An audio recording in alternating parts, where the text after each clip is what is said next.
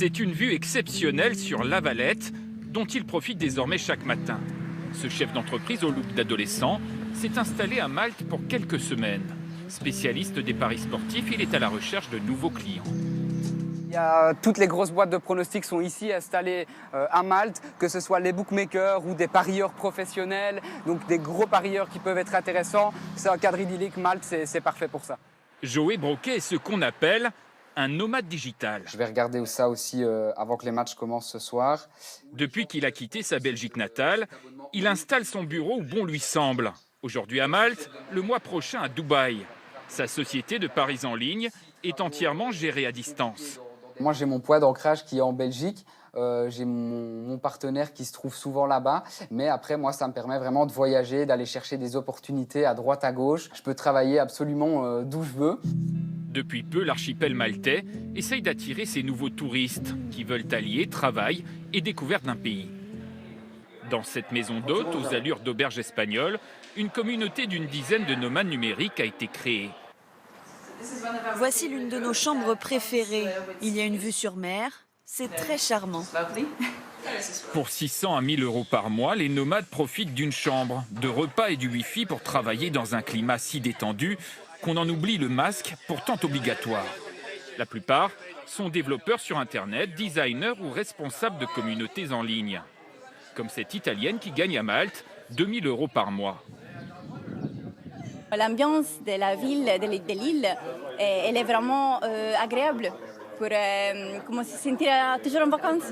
Mais on travaille quand même. Avec la pandémie, l'archipel intéresse de plus en plus ces 100 bureaux fixes qui rêvent d'une autre vie. Le Covid a montré aux gens que certaines choses n'étaient pas aussi importantes que ce qu'on pensait.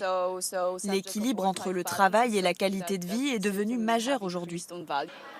Nomade numérique de longue date, le Français Loïc Moncani, lui, a décidé de se poser ici. Aujourd'hui, il est à la tête d'un site qui aide ces nouveaux voyageurs à tenter l'aventure.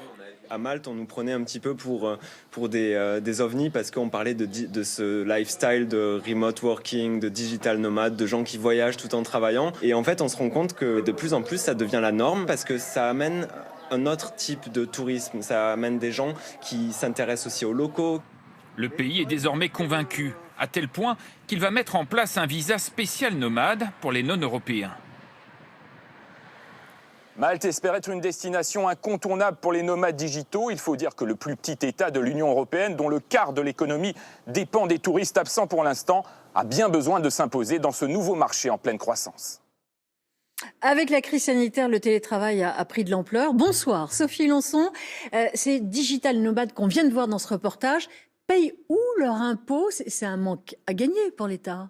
Alors, il existe une règle, Catherine, pour être exonéré d'impôt sur le revenu en France. Sur un an, il faut avoir travaillé plus de 183 jours dans un autre pays que celui de son employeur. Alors forcément, si ces nomades numériques sont de plus en plus nombreux à s'expatrier définitivement, alors c'est autant d'argent qui ne rentrera plus dans les caisses de Bercy. Et je vous le rappelle, l'impôt sur le revenu représente plus de 75 milliards d'euros pour la France. C'est plus d'un quart des recettes fiscales de l'État. Et sait-on ce que peut représenter ces pertes en milliards pour l'État ? Alors Bercy reconnaît avoir identifié un potentiel sujet à long terme, mais il ne pourrait être traité en fait qu'au niveau européen. Alors pour l'instant, aucune donnée concrète. Des chercheuses britanniques ont estimé que 28% de l'activité française pourrait se faire en télétravail à l'étranger. C'est un peu plus, 31% pour le Royaume-Uni. Et là-bas, en revanche, les conséquences fiscales ont été étudiées par ces expertes. Les contribuables les plus aisés seraient les plus concernés par du télétravail à l'étranger. Et en fonction du nombre d'entre eux qui s'expatrieraient définitivement, la facture pourrait alors s'élever outre-Manche de 7,5 milliards à 37,5 milliards d'euros.